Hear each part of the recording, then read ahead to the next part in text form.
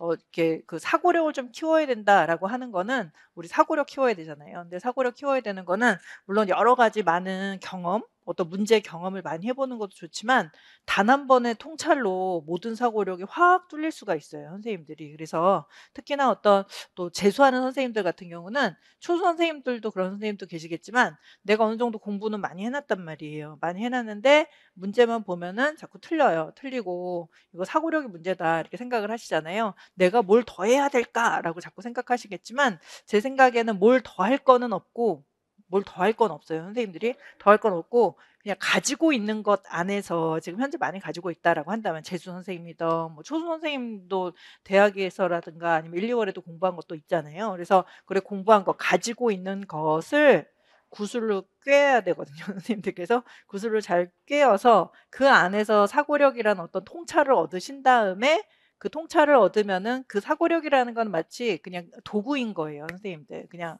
뭐 이렇게 무색무취의 그냥 도구일 뿐이거든요. 그리고 우리가 알고 있는 그런 내용들, 여러 가지 뭐 전공과 관련된 그런 짜잘한 암기했던, 이해했던 그런 기억들, 내용들 이런 것들은 그냥 어떤 한 재료가 되는 거예요. 재료. 걔네들이 재료가 되고 사고력이라는 건 도구가 돼서 선생님들이 재료를 투입을 해야 도구가 힘을 발휘하는 것처럼, 그죠? 또 도구가 잘 있어야지 재료가 맛있게 만들어지는 것처럼, 그죠? 그런 관계가 좀 있는 거거든요. 그러니까 사고력이라는 게 뭐 다른 뭐 더 이상의 노력을 해서 만들어진다기보다는 선생님들이 갖고 있는 그 재료들을 잘 다룰 수 있는 방법에 대해서 보는 거기 때문에 선생님들께서 뭐 그 재료를 우리가 다듬기 위해서 암기나 이해를 하기 위해서 그죠? 암기나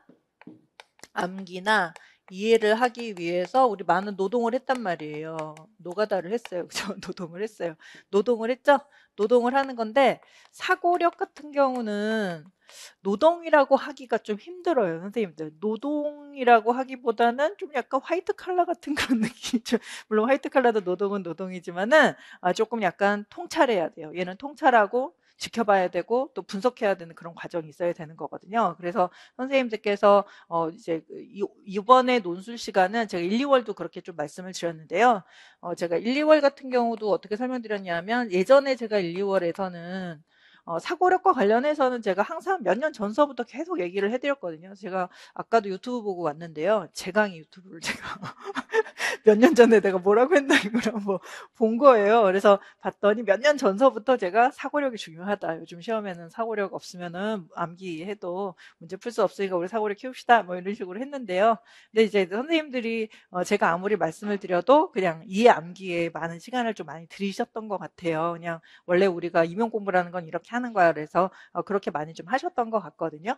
근데 그때서부터 이제 어떤 논술이나 이런 거에서도 사고력과 관련된 그런 문제들을 제가 조금 내드렸는데 아무래도 우리 문제에서 서술식이 그렇게 많이 나오지 않기 때문에 제가 막 대놓고 막 사고력 공부를 많이 키워주는 그런 게 좀 도움이 안 될 수도 있을 것 같아가지고 제가 많이는 못 다뤄드리고 살짝살짝만 그렇게 다뤄드렸는데 작년 같은 경우에서는 경향이 좀 사고력을 많이 물어보는 그런 경향이잖아요. 그래서 올해서부터는 좀 사고력을 좀 키워드려야 되겠다. 더 적극적으로 좀 해봐야 되겠다라고 생각을 하지만은 좀 사고력을 키우는 어떤 방식들, 방법들, 강의를 어떻게 해야 선생님들이 잘 사고력이 높아질 것인가와 관련해서는 저도 사실은 임상 경험은 별로 없어요. 그죠? 많이 안 해봤기 때문에 그냥 묻지마로 이 정도 하면 해드리면은 사고력이 키워지지 않을까? 그냥 이런 거지. 이렇게 하면 반드시 될 거다라는 거는 아니거든요. 그러니까 사실은 올해의 강의 같은 경우는 제 노력하고 선생님들의 노력이 다 필요한 거예요. 저도 노력하면서 계속 개발해 나가고 선생님들도 저하고 보조를 맞춰가면서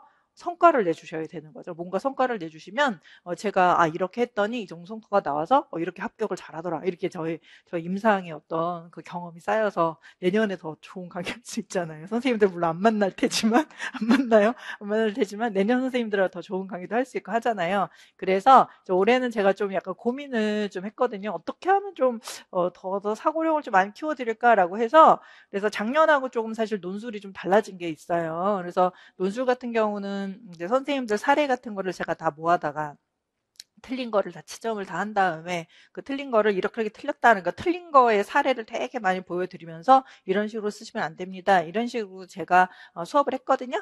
근데 올해 같은 경우는 그렇게 틀린 거를 많이 보여드리는 게 그렇게 통찰에 효과가 있을까?라는 생각을 제가 문제 제기가 좀 들어서 올해 같은 경우는 틀린 거를 많이 보여드리진 않고 간단하게만 보여드리고 대신에 제가 그 안에서 몇 개만 보여드리니까 제가 설명할 시간이 되게 많잖아요. 그래서 설명을 제가 충분히 해드리면서 또 저의 사고 과정을 보여드리는 거예요. 저는 이렇게 생각했기 때문에 얘는 안 쓰는 게 좋을 것 같고 이렇게 생각했기 때문에 얘는 써야 된다고 생각해서 요만큼 붙여드렸고 이렇게 해서 제 사고 과정을 이렇게 좀 천천히 계속적으로 과정을 좀 보여드리면서 선생님들도 저하고 비슷한 과정으로 사고를 좀 하셨으면 좋겠다라는 생각으로 그렇게 하고 있거든요.